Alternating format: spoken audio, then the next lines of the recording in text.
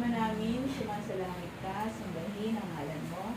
Mapasa amin ang kaharian mo, sundin ang loob mo dito sa lupa para ng sa langit. Bigyan mo po kami ngayon na aming kakanin sa araw-araw at patawarin mo kami sa aming mga sala para na pagpapatawad namin sa nakakasala sa amin. At huwag mo kami ipaitulog sa tukso at iabiya mo kami sa lahat ng masama. Amen. Ave Maria, napupuno ka ng grasya, ang Panginoon Diyos ay sumasa iyo. Bukod kang pinagpala sa babaeng lahat at pinagpala ka naman ay iyong anak na si Jesus. Santa Maria, Ina ng Diyos, ipanalangin mo kaming makasalanan ngayon at kung kami mamamatay.